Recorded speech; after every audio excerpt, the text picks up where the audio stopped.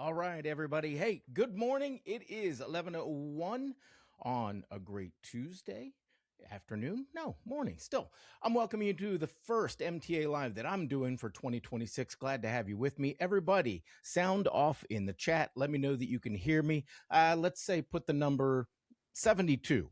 72 would be a good one. I've got a bunch of them because the Steelers won this weekend, and I'm sorry to all you Baltimore fans out there. I should have gone with some sort of Steelers number, maybe 8 for Aaron Rodgers. 8? 8 goes into 72 9 times, right? Anyhow, I don't want to go way off band there talking about the Steelers and their great victory. I really do want to jump into things right out of the gate here. So let's do exactly that. What are we here to talk about today? And by the way, it's always good to see, I don't know, Patrick FM13. If you've got any questions, I'm going to be answering those at the end of the session. Whenever you put a question in, put a little $sign, put a little something in front of that question so I can see that it's a question instead of maybe just a comment. And I love all the comments. Speaking of comments, make sure you check out the YouTube channel. Just look it up on YouTube, our channel, Monument Traders Alliance. Just put something up on Silver there yesterday that it's going to be interesting to you, and make your comments there as well. That's why I'm going to the comments. All right, I'm going to jump into things right now, share the screen.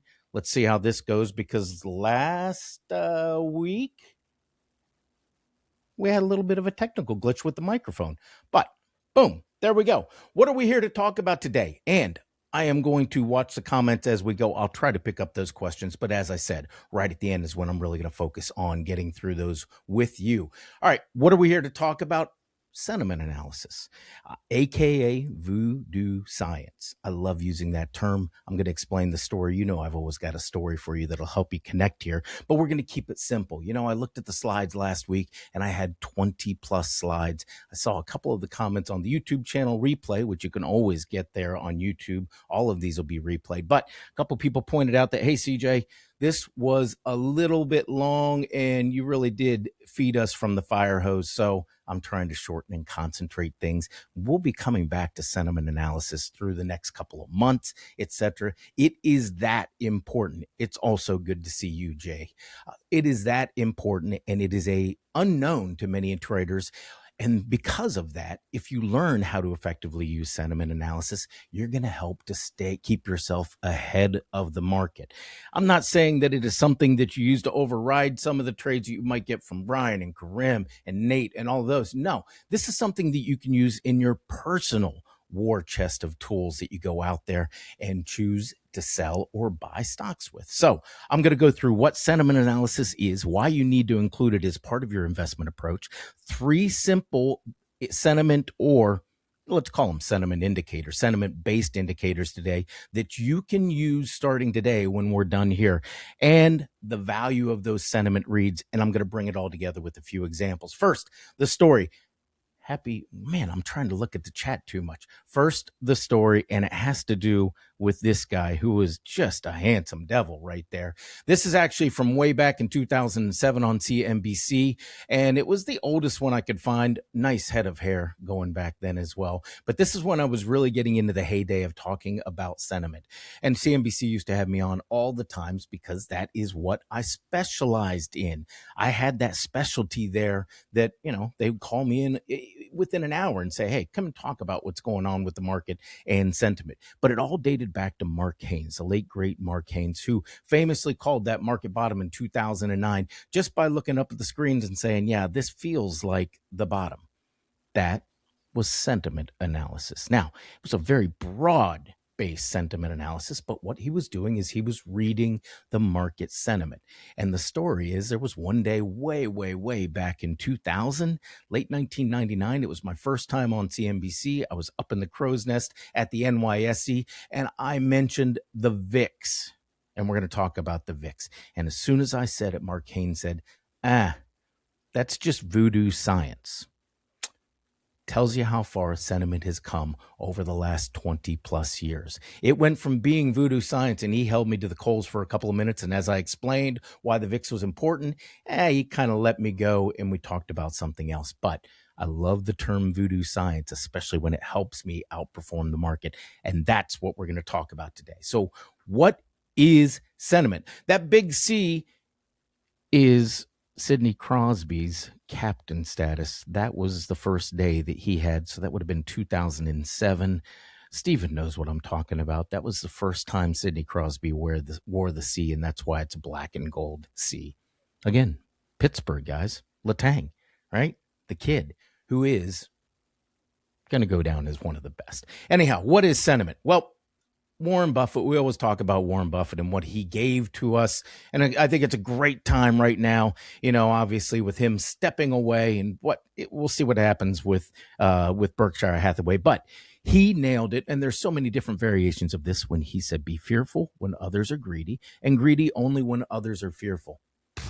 That's Mark Haines looking up and saying, hey, this feels like it's the market bottom. Now, in an investing world that's driven by derivatives, notice that I got derivatives and Wall Street influencers. I'm just going to call them influencers right now. Those analysts that are out there that are chatting up a stock or they're talking about the market. Maybe it's silver, maybe it's gold, and mainstream media.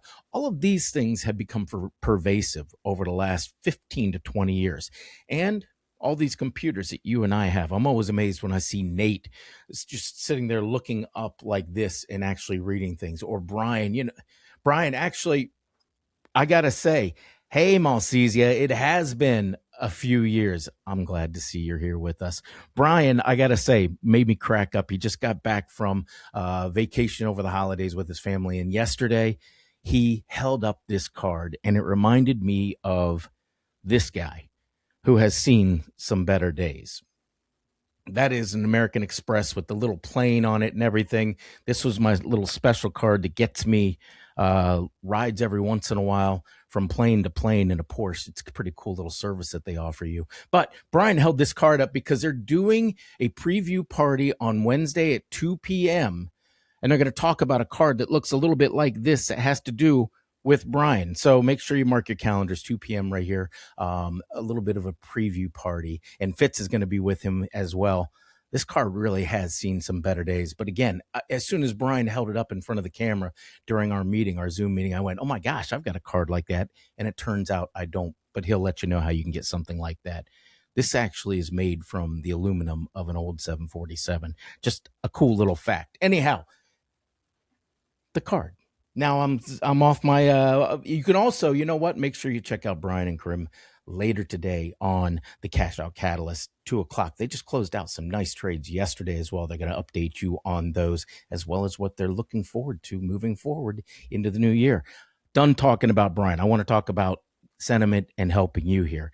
So derivatives, Wall Street influencers, and mainstream media. And I'm not using that like it is a battleground, that mainstream media term. I'm using it because we get flooded with all kinds of sentiment reads. It used to be really easy. Open up the Wall Street Journal, turn on CNBC, and hear who was shouting the most and in concert with others. And that was a really good read on sentiment. Now there are just too many voices out there. So quantifying sentiment has become very, very important. They identify stages in the market. Warren Buffett said, be worried when the market's up here, when everybody is out there dancing, and then go out there and buy everything when there's blood in the streets is exactly what he was saying, right? So there's a lot of places in between, stages in between those two extremes. Those two extremes may happen once every 5 or 10 years. If you think about it, we had 2009. We had a little bit of one in 2022, 2023 with that bear market. It was very short. We obviously had that with the pandemic in 2020, but you usually get these about every 5 years. And a little hint, if you look at some of the sentiment out there, we're kind of heading towards something, a bit of a correction at some point here. But everything in between, you're just ignoring it. And that's where traders make money. So we're going to talk about these stages where the real money is made right now.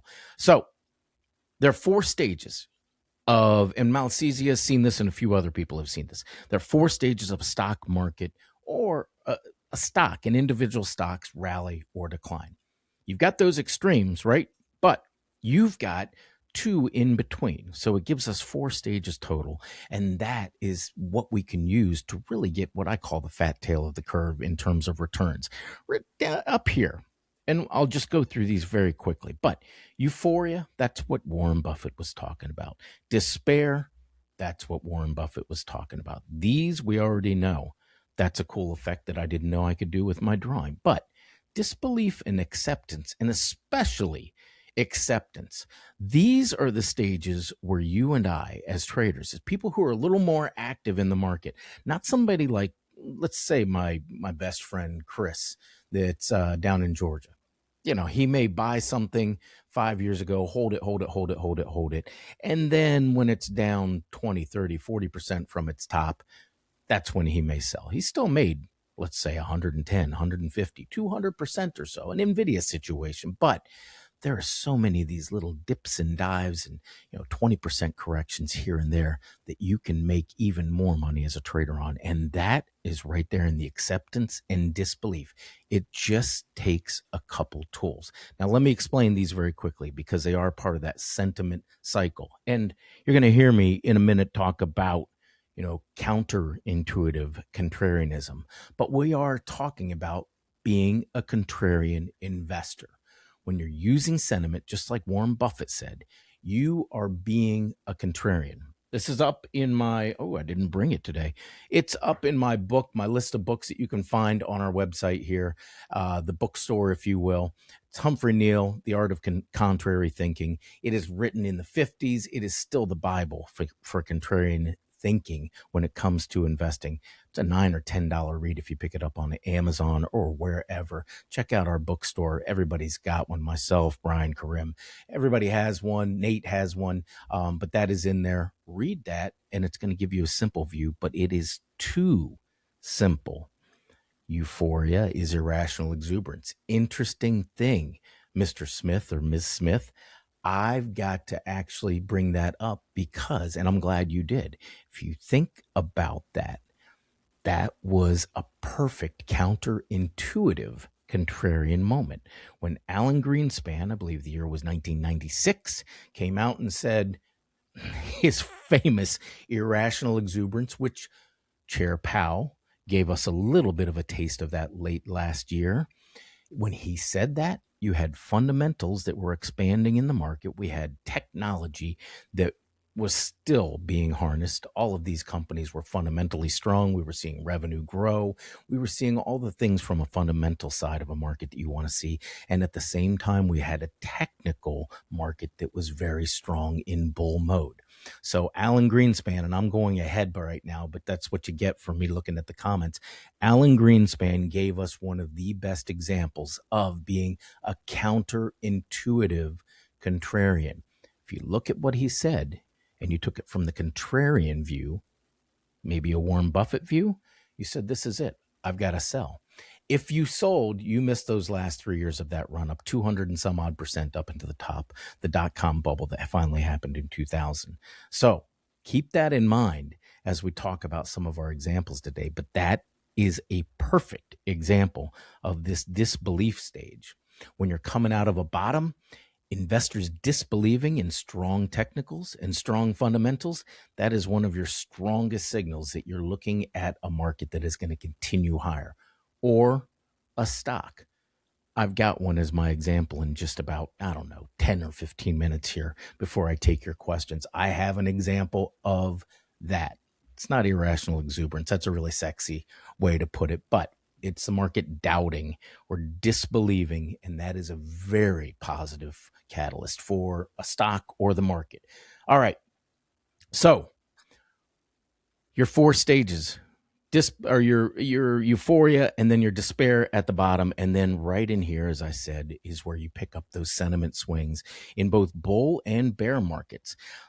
The way I would describe this is a market tops out and everybody says, no, this can't be the end of a bull market. This is just a 20% correction. And then they say, well, no, this is just, a 30% correction or 40. I've got a great one at the stock level. And this is one that I love this trade. And it's a perfect example. And it's a good example of sentiment as well as Here we go. Some technicals. When you go back to Cisco blowing up right in here. Remember when Cisco traded all the way up around $50? We had the dot-com bubble that happened. And when Cisco started to roll over, Cisco was king back then. It was absolute king. And the first thing that people said when Cisco, John Chambers came out and said, hey, we've missed our number. Remember they used to beat by a penny every single time? They missed it, and they started to forecast that their revenue and profits were going to start declining because everybody was contracting. They were pulling back on their buying. Well, guess what? The market, and I remember this so well, the market came back and said, Cisco's not going to go in a bear market. It went down from 50 to $40, and you can see the 10s coming into play. Notice how it bounced around that $40.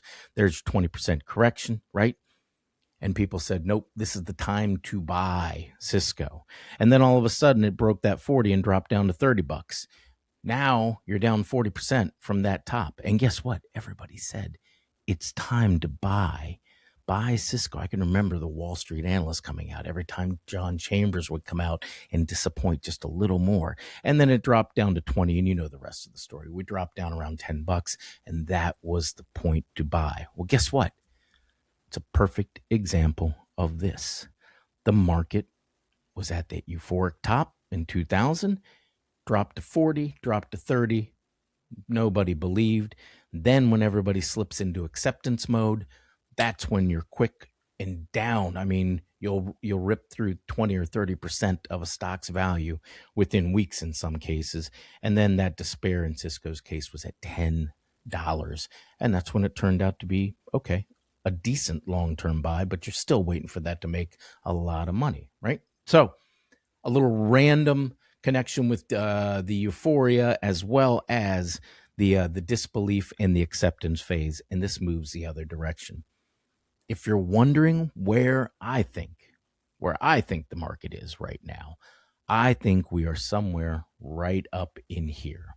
We've been pretty euphoric. People don't think the market can go down. I mean, we've got the Magnificent Seven that continue to just absolutely give us a little bit of performance. But if you look at it in the last quarter, the Magnificent Seven turned in 2% on average.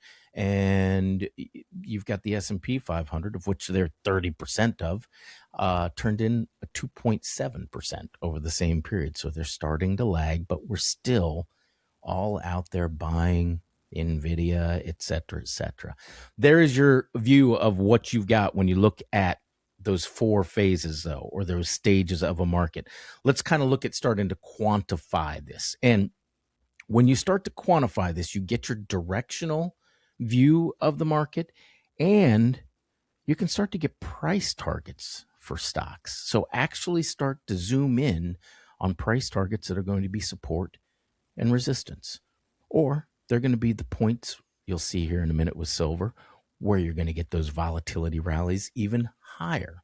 So using all of these directional moves, along with the target prices from sentiment indicators. Now, I'm going to go through three. I've got so many of them. We can talk about put-call ratios, the CBOE equity put-call ratio. You can talk about individual stock put-call ratios, implied volatility ratios. Ratios are a great thing for sentiment. I'm going to keep this much simpler. The VIX, investor polls at the market level, investor polls like investor intelligence, other indicators to figure out where the market flow is heading. Remember, market direction in many times is 60% of the equation. If you know the S&P 500 is going to stay in rally mode, all of a sudden your stock picking starts to get a little bit easier because that rising tide is going to lift the boats, right? But I want to add something else to get down to the stock level. If I can nail down the market, I've got maybe 60%. I want to get down to where I'm picking the stocks that are going to outperform. And where I do that is I start to look at things like Wall Street analyst recommendations. One of my favorite, those influencers. And then options data. I already mentioned put call ratios. We're not going to talk about that today, but open interest configurations. We're going to get into those two indicators. Analysts are the influencers, and we're going to get into the open interest configuration. I'm going to save put call ratios, and I'm going to save short interest for another day. Both great indicators in terms of short interest being one that is a sentiment read, It's also got some mechanical qualities. So does open interest configuration. You're going to learn in a second. And then we'll also cover the put call ratios, which are a little broader, kind of a flow of a stock. But let's focus on the VIX and a few other things. Now, the VIX, looking at $10,000 or 10,000 foot view of the market, rather. So figuring out that 60% of the equation. The VIX is the easiest and the best known. That is, call it whatever you like, the Voodoo science indicator. It is the one that has become the best known right now, and it is well watched, very well watched. What is it based on? How does it work? Well, it's option pricing, specifically implied volatilities. Implied volatilities are that one, call it the X factor in an option price. We all know strike price, underlying price, expiration, days to expiration, risk-free rate, dividend, yada, everything that goes into the Black-Scholes. There's one unknown, and that is the implied volatility. It's what the market assesses to the volatility that's going to be coming up. They imply that volatility is coming, right? So that's where the VIX gets its read from. It reads them on the S&P 500. And there are a couple sites. I actually, long ago, created a VIX for all optionable stocks, and it was somewhat reliable. But when you get down to the stock by stock level, it has to be something that's traded very heavily. And in the case of the S&P 500, outside of NVIDIA options, which are right now on a notional value more popular than the S&P 500, you've got to have something that's going to be fluid, and that's what the VIX does. It grabs that fluid, that day-to-day, minute-to-minute trading of the implieds there and says the market's getting more fearful or it's getting more complacent. Market polls like the AAII and the Investors Intelligence, they're slower moving, more like the Buffett indicator. They're going to grab those tails. The VIX is going to grab in between. The despair, the acceptance, all of that is going to be captured by those smaller peaks in the VIX. Larger peaks are going to give you that blood running in the street. But you got the AAII and Investors Intelligence. I like Investors Intelligence a little bit better. It's more responsive. So mark that down. And you can access any of these by just doing a simple Google search. And then CNN. And yeah, I said CNN. I definitely don't really, let's say, this is the one thing on CNN's website that I check on a regular basis, is their fear and greed poll. I combine all of these with technical analysis to kind of get that whole picture. And this, again, is market level sentiment. So here's your example of the VIX, and I'll give you a read of each one of these very quickly. Your read on the VIX, we've been down around this 15, 14 level. Whenever we hit 15, I start to get a little bit cautious. And if you look at the market, even though we did stretch up to new highs yesterday, we had a VIX that's really trying to stay a little elevated, telling you the options market is starting to maybe expect a little bit of volatility. And by the way, February is one of the most volatile months of the year, and it ranks up in there in the top 4 in terms of worst returns historically from a seasonality perspective. This is the option market starting to tell us to expect a little bit of that in February. So there's your VIX read. I move on to Investors Intelligence numbers. And this is actually from Yardini Research. You'll find that if you Google the Investors Intelligence, this is what's going to pull it up. You can pay for this. I tend to just look at it once a week. But looking at it again for that weekly view, you're looking for those peaks to tell you that, hey, the bull-bear ratio, people are too bullish. It's like a put-call ratio here. And we're approaching that optimistic level. The good rule of thumb is whenever we get above 1.6 on that ratio, it tells me that we're starting to get way too. 1-to-1 is going to be a bull for every bear. 1.6 is historically the starting of the turbo point. And anytime we jump up to 2, you see a lot more volatility that comes into the market. The VIX I was looking at is a CBOE volatility index, just the straight VIX, not the NDX's VIX. It is the VIX on the S&P 500 options, to get that question out very quickly. So there's your AAII. And again, the drawback there is that polls are a little bit slower moving, but they're very valuable in giving you those ends. And then the CNN. This is that fear and greed indicator. And you can see that you've got the little speedometer almost looking thing here that tells us when there's extreme feed. It's a current reading, what you're looking at, and we're neutral, which feels about right. We had a lot of greed last year readings, but if you look at the timeline here of those, this is that same fear and greed index. And you can see that we just came off one of those levels where it was extreme fear, and that was in October.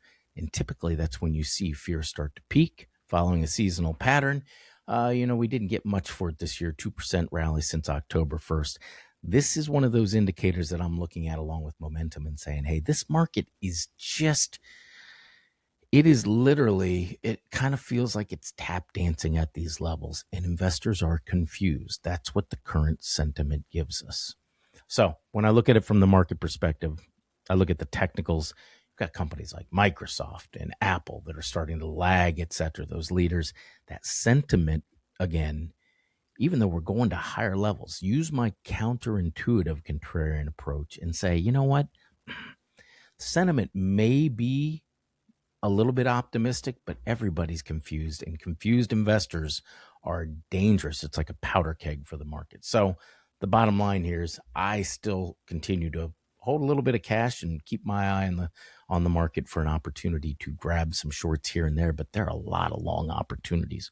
We're going to hit 2 in a minute, and then I'll give you a couple more ideas. So let's wrap up those market indicators and move into what I look at on a stock basis. Hey, JMC, you can go to stockcharts.com and take a look at the VIX for free. You can look at that Trader's View. You can look at it anywhere.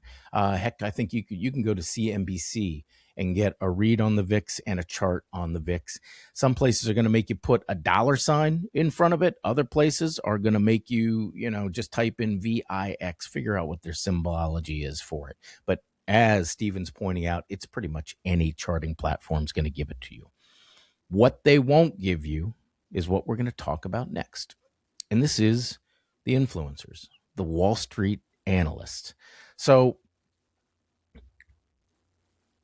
there's been a change in the Wall Street analyst, and you can see me processing how to say this. We've gone from a time in the 1990s where everybody listened, the E.F. Hutton days, where when Wall Street analysts came out and spoke, we simply listened. We jumped on whatever they said.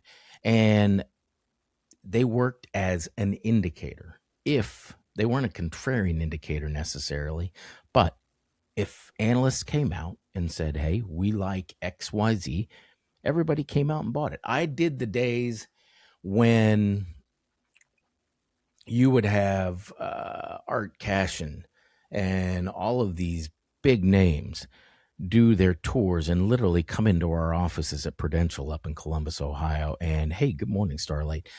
Come into the offices and just do a dog and pony show and talk about the 10 stocks that we should be watching. And as we were supposed to do, you'd go out and you'd start selling those 10 stocks to your book of business. Or you'd turn on your Squawk Box in the morning, which I had. Turn the Squawk Box on and listen to them talk about it for 5 or 10 or 15 minutes. And that's what you went out. You were given your marching orders, right? It's changed now. Wall Street analysts are more dynamic. They're issuing buy, hold, sells more often. They're moving. And the thing that has happened is they've turned into a great contrarian or counterintuitive contrarian indicator. How do you monitor this? It's the percentage of buy, hold, sell recommendations. I'll give you a few charts here in a second. Why? So you're simply saying, of 20 analysts, if only one of them's rating it a buy, 5% buy. If 10 of them are rating it a sell, you get the idea. You've put it into percentage form and you monitor that. Why it works? One simple rule. Wall Street loves company. They love to be right, but they also love to move in packs or crowds. They are a crowd of investors.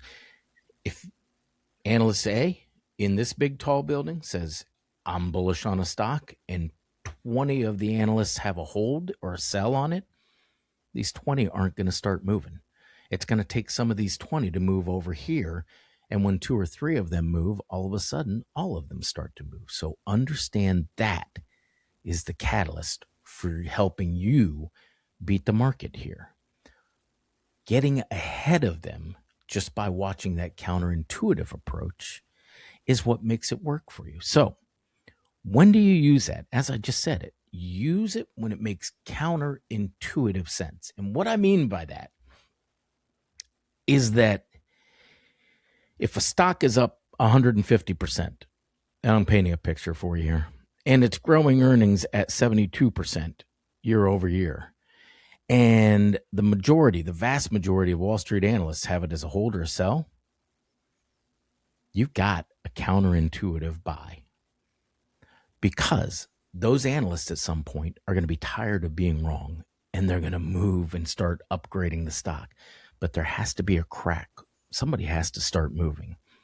Give me a guess. If you guys can guess what company we're talking about, throw it up in the chat real quickly. But there is a company, chart's going to come up in just a second, with that exact scenario. Majority of the analysts are sitting in the hold and the sell. Wrong on Tesla. Keep going. It's got 4 letters. But majority of the analysts are there. Stock's up 150, 160%, and earnings are going up by 72% year over year. It's not NVIDIA, guys. NVIDIA is the opposite. Oh, Nina67 got it. Nina67 gets it. So it's Palantir. I'll let the cat out of the box. It is Palantir. NVIDIA is an opposite example. Their revenue on a quarterly basis, year over year comparisons, is coming down. It's harder to continue moving that needle up, right? So NVIDIA, as much as it's still a good stock, it is the foundation, right? But it's starting to slow that revenue growth. Its earnings per share, the beats are starting to slow down. And if it weren't for just these small upgrades to their outlook, the stock would be falling, because guess what? We're up around 93%, 94% of the analysts that have it as a buy or a strong buy. I'm going to unlock another thing on this analyst recommendation. When everybody is up in that buy or strong buy category, what's it equal? What is that associated with? And I'll let you guys throw a couple more answers as I go in there. My Apple versus Microsoft story. Back in 1998, if you looked at Apple, 92% of the analysts had it rated a buy or a strong buy. Microsoft only had 12% of the analysts rating it a buy or a strong buy.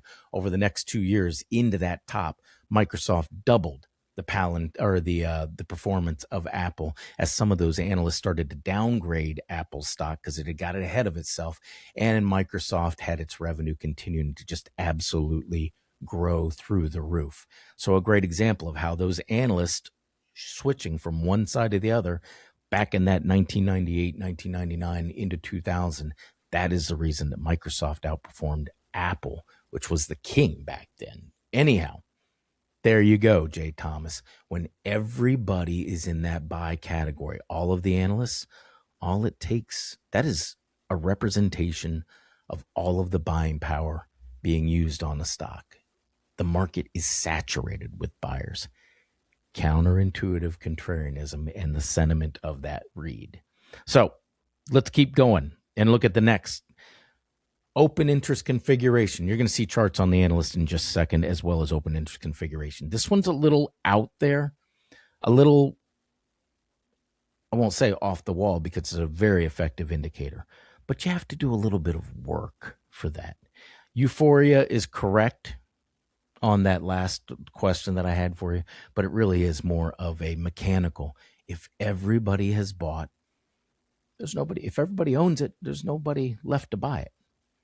If nobody owns it, you've got a whole market worth of people that can discover it and then find it. That's kind of where Palantir is. But open interest configuration, this one should be a little bit new for most people.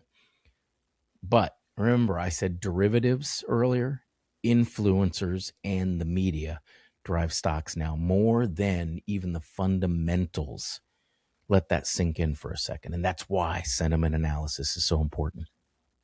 How do we monitor it? Well, it's accessed through data from your trading platform.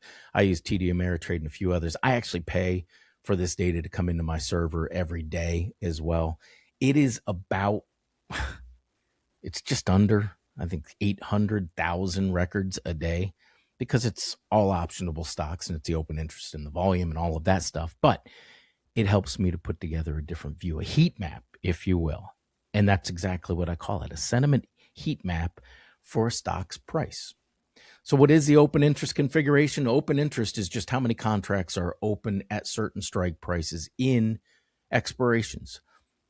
The period I use, this month and next month. I use the next 2 months because that is more specific, and that's where the option activity is. Don't use weekly options because they're not really as widely traded as those monthly expirations. And the 0 date expiration, can't use those because they don't give a sentiment read. Those are giving you more of a momentary, trying to almost just take advantage of an arbitrage moment or a hedge situation in the market. So using those monthly expirations, and that is what gives you that sentiment heat map for a stock's price. When am I going to use it? I'm going to use it to identify those prices where a stock is more likely to head over the short term. And by that, I usually mean it's going to give us, a little bit of a read on where you're going to find resistance and support, etc. So open interest configuration, analyst recommendation, let's put them together with the counterintuitive. So that sentiment with that counterintuitive contrarian, and look at them. Palantir, we've already kind of got the cat out of the bag on this one.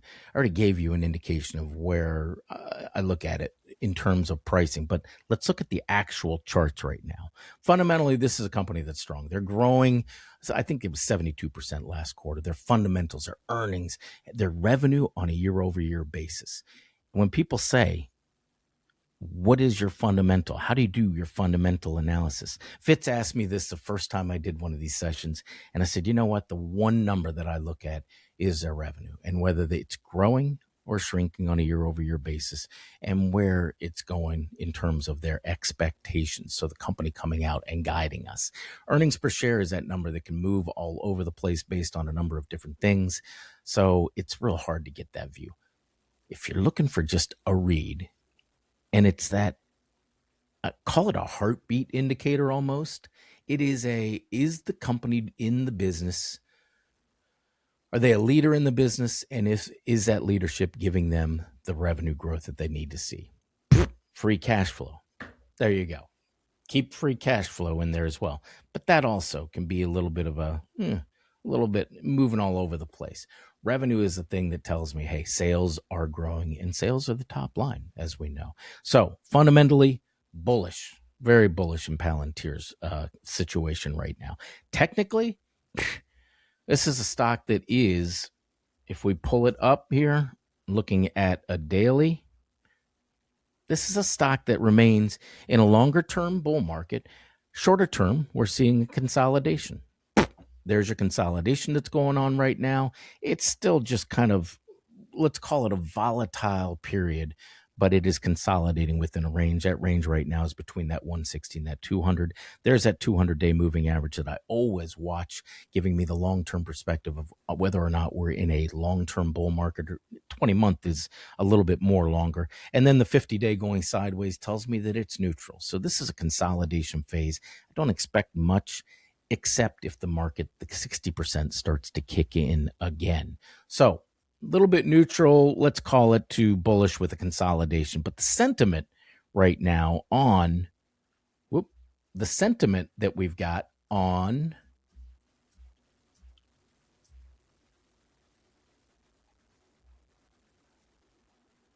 give me a second, I escaped there. Little flip these again. Sorry, guys. All right, so the sentiment read that we get from Palantir, I already mentioned. Look at the analyst. You got 40% that are in that hold category. 7%, that doesn't add up. It's 7% right now that are in the buy category, and you're actually around that 80% that are in the hold, and then another 7% or so that are in the sell. I don't know why the numbers are off on the chart, but obviously the hold is off there. Everybody on Wall Street, and if you watched after every one of their earnings reports, it has been comedic to see Alex Karp go and say, I don't know why these analysts, they can't read a book in a hotel. I mean, he's made all these chirpy comments, and to a point, it gets a little too extreme. But nonetheless, the point is Wall Street is right now sitting on the side, and it goes back to them being jaded over a period of time. When we look at Palantir's chart on a monthly basis, and the stock came out, and obviously everybody can talk about the DPO where they went directly out there instead of IPO, and they ticked off Wall Street, right? They went straight to the market instead of paying Wall Street for that, what they're supposed to do, their little toll to get into the market. Well, initially, Wall Street still had it rated as a strong buy to a buy.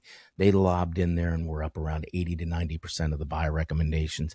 And then Palantir hit that period where revenue didn't grow, earnings per share didn't grow as well. They were still a little bit in that discovery phase, didn't have all the military contracts. And man, Wall Street beat this stock down. The group went from buy down to hold, and then some of them went down to sell. And that's where they remain. The stock has now since rallied way up here. You're talking 3,500%. I started buying it back in the 30s, and I usually trade long calls on something like this, the leaps. But Wall Street is still holding that grudge against Palantir, and Alex Karp's not making it any better by poking the bear all of the time. And it is literally poking a bear.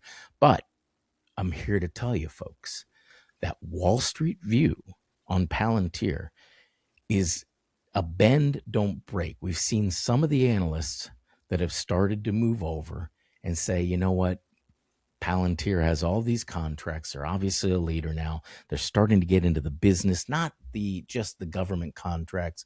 And this is going to be a company that continues to expand their revenue. It's been one or two or three of these analysts that have done it on a quarterly basis. At some point, his eyes do twinkle during those. He loves to point it out. But at some point, Wall Street is going to break on this. And when they do, you're going to see the analysts coming in. And even though Palantir has been known to be a main street investor stock, you and I, the retail investor, it's helped us to beat Wall Street in 2025. At some point, they're going to start coming in. And when they do, this will be one of those situations where Palantir will hit a completely different parabolic rally because Wall Street will now be driving this. So you're going to get the average investor, not you and I, the trader who's in the know, but the average investor that's just putting money into a 401k is going to start buying this. For that reason, I look at Palantir and say, let this consolidation continue. That sentiment read on Palantir, where it's heavily in that bearish to neutral, is going to start to swing at some point and favor you and I, the bulls. Now, the open interest configuration for Palantir tells me of a little bit of a story here. And looking at that chart again, let me pull that up and I'll go back to a daily view. And this is getting it into motion, into action. Notice that $180 and even this $175 is right around the mean for that correction, that trading range that we're seeing. Well, guess what? Right there, the green is call open interest. This is an open interest configuration. That green open interest configuration, that big bar, 20,000 contracts, that right now acts as a resistance, both mechanical and from a sentiment perspective. A large group of investors, option investors, that have been adding to those calls. And this is February.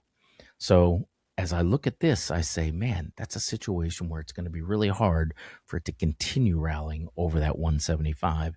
And when it gets up around, that 190 or so, we run into a wall that is just not going to, it's insurmountable right now until we see more of these puts. The red bars start to come up and populate that area. That's the negative sentiment.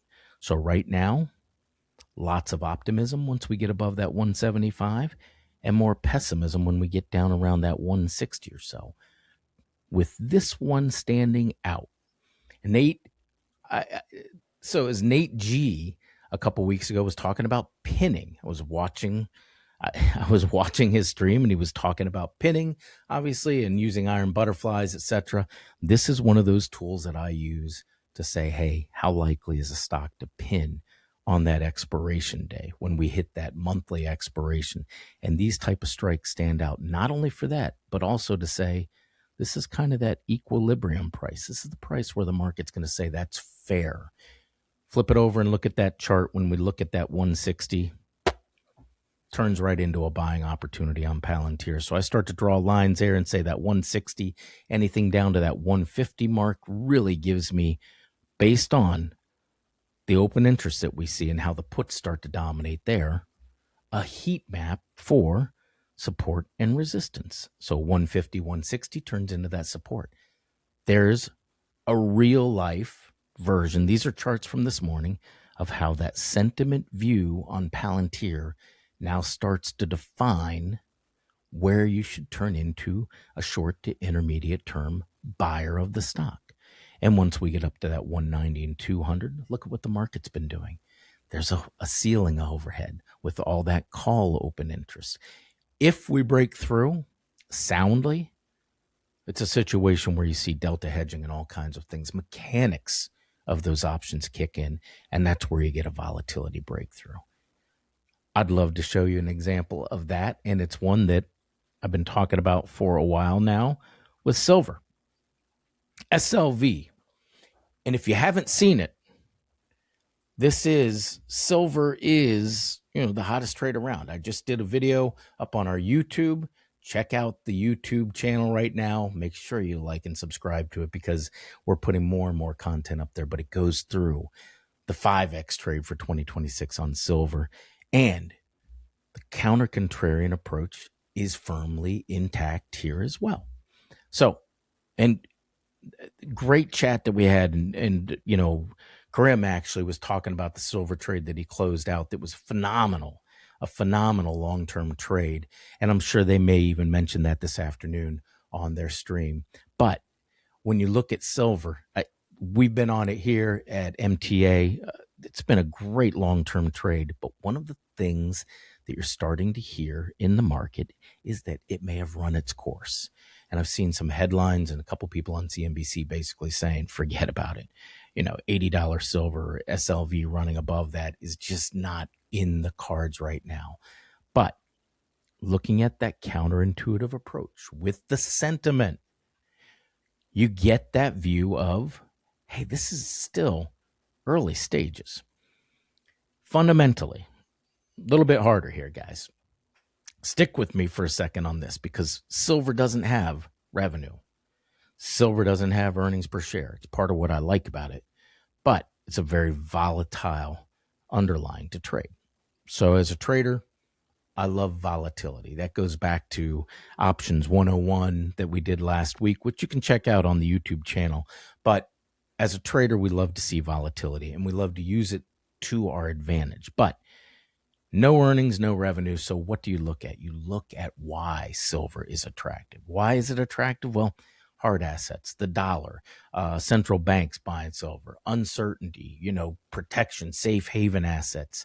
It's the cheap gold. Use whatever you want, but silver has become the trader's version of gold. And I expect that to continue with all of those fundamentals remaining in place. Technically, this is bullish with a volatility breakout available at any time. The open interest configuration is going to show us where, and it's in play today with silver up another 6% almost right now and breaking above that $70 level. You'll see it here in just a second. No analyst recommendations on this, right? Except we get the media coming out over the last week because of the volatility that we saw saying this is it. Silver's run is done. They're out because they got fearful, right? Well, why'd they get fearful? We saw this big 9% drop. SLV and silver are going to 100. I've got a stretch target of 145 for the SLV shares. And again, that's in the YouTube channel. And check out, again, check out the view from Brian and Karim as well. They've been bullish on silver. It is, I don't want to call it just a great trade. I mean, it is right now in the middle of one of those early stage run that's going to take it very high. So anyhow, going back to the chart, this is a volatility driven bullish chart.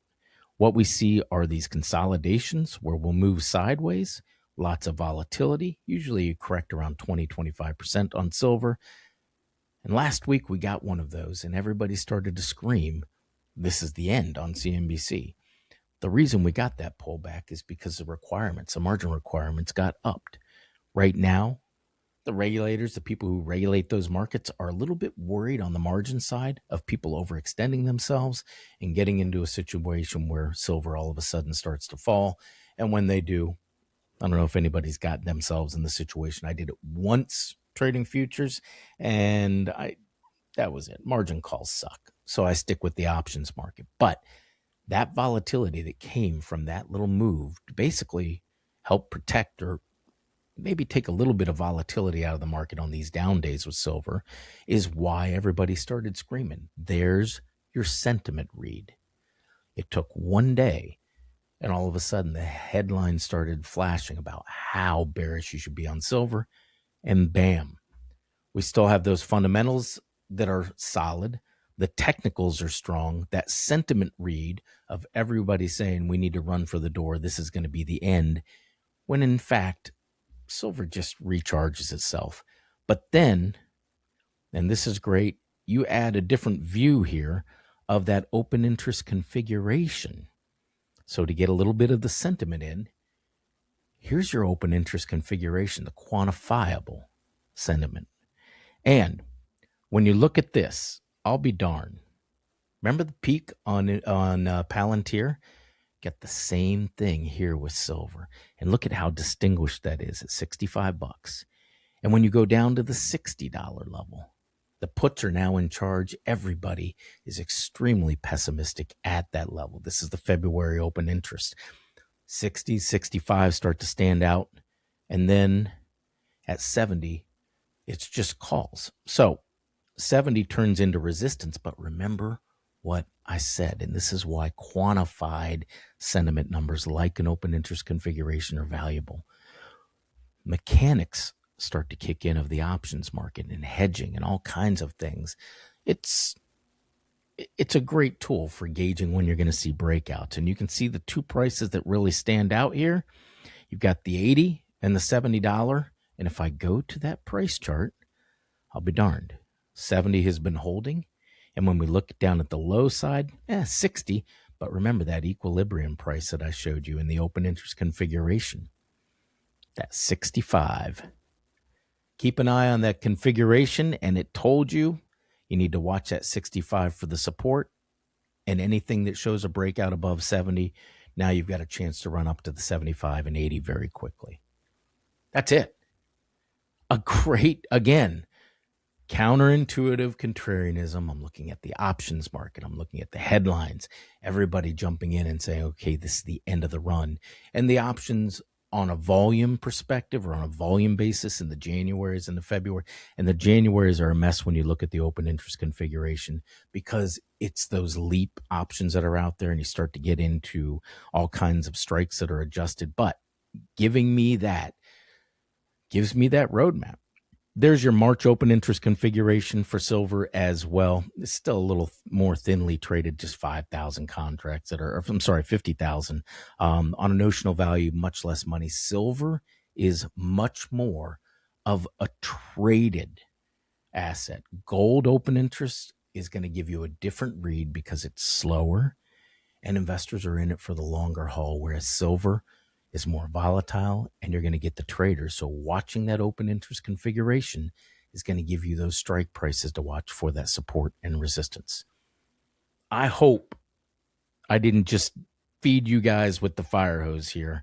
It is my intention to try to give you quite a bit of data, but at the same time, my goodness, it can get a little confusing. So if you've got any questions, let's go through some right now. I've got about 5 minutes to spare. I'll pull up my chart. If you have questions about the open interest configuration, the analysts, the sentiment 101 approach here, and how applying it with that counterintuitive side is incredibly important. Let them rip right now. I got a couple books also. Steven's seen this one. Fitz has seen this one. Mean Market and Lizard Brains. This starts to get into not only the sentiment of the markets, but why we trade. And then there's another one out there. This is by Steenbarger. He's got important letters, doctor, we call him. The Psychology of Trading is another one to get you into a little more of understanding the psychology of investors and how they operate. You have to do that. You have to know that and understand it to really get into sentiment. They're on the book list. I don't think the Psychology of Trading is on there as well. And then I did actually write a little bit about this for a book that was published by Bloomberg. Alan Ackerman, he published or he edited it, and it's called Investing Under Fire. So a couple of different places you can go to actually look at how to use these type of indicators real time. So real helpful. How do we get the data for open interest chart? Okay. I can't pull up I could pull up my TD. If you go into TD Ameritrade, let's get rid of this real quickly. If you go into your TD Ameritrade and simply, there we go. Let's get this over to trade, and I can drag this down into the window here. TD Ameritrade, a lot of people use that. So this is one of the places where I'll get it. You can see Palantir is there. You simply go into the trade area. And I've got this set up to show the volume. You can choose your different views that you've got where you're looking at the implieds, the Greeks, etc. I've got the open interest volume view down here, and you've got you've got the actual data right here. Here's your strike, and I can switch between strikes, collapse all these down, and pick maybe the March 2026 and start to just scan it and look at that open interest and see which ones stand out, which ones have more open interest right here. $95 on Palantir, you got 4,300, and on the other side of the bar, down on the puts, you've got 1,000. Down here, you got 3,300, 3,900 at 70. So you look at that and start to say, hey, man, 70 starts to kick in as a little bit of support, and it's grouping. And I'm just eyeballing here. If you like, you can copy this into an Excel spreadsheet and drop it right in. You can also go to a stock charts, and if you use stock charts, they actually have an options tab down here. And you'll see the open interest and configuration in this view for every strike. And you just simply choose which one of the expirations you want to look at. And bam, eyeballing it's good. I love to put it into graphical form. It's a little extra step, but that's where you really get that heat map view. Thinkorswim. Yeah, I use the Thinkorswim. If silver prices hold increases at preferred, there are all kinds of funny stories out there. We actually had a good conversation here in the office with someone, don't want to mention who it was, but talking about going and buying silver and especially going to shows and buying coins. You can get something that's going to be much more valuable than an ounce of silver. That's an ounce of silver based on what the coin is. For investing purposes, I'm going to stick with the SLV almost every single time. You can go to the Costco and buy a silver coin, right? Again, I can trade SLV in an IRA, in my regular account, anywhere I want. TDA is Schwab. They still have the Thinkorswim platform, though, and I prefer that. That got rid of Street Smart. I think it was Street Smart, whatever. Options or shares on silver may be a leap. Bones Jones, go check out the YouTube channel. I go through exactly that point. If you look at it from my target, I got a 45% return targeted on the SLV, but there is an options trade in there and explained very well. You can click on it right there from the help bot, but it will walk you through a leap strategy that can give you up to a 5x return if we hit the targets. Hitting targets, we just hit noon. Options chart has free options as well. We just hit noon, so I'm going to go ahead and shut things down. I'll be back next week just to tease it a little bit. First of all, make sure you check Brian and Karim out this afternoon, 2 p.m., and then find out a little more about that black card tomorrow at 2 p.m. as well. That's going to be Wednesday with that preview party or that viewing party that they're going to be putting on. Check that out. And the next week, I'm trying to get Brian and Karim on to talk about 2026 and the outlook. I'll give you some specifics as we nail things down on date and time, but that'll be a lot of fun, give you a lot of insight. We won't do an educational session. We'll just talk markets next week, perhaps. We'll be sure to get a couple education items in, though. All right, that is going to be it. Appreciate everybody's time. Hope you learned a bunch. Don't don't hesitate to put comments in, send your comments in, etc. I want to use that feedback to actually form where we're going with this show on a weekly basis as we move forward in 2026. As I always say, it's my pleasure to be here with you. I wish you the best trading success. Have a great day, everybody. Bye-bye.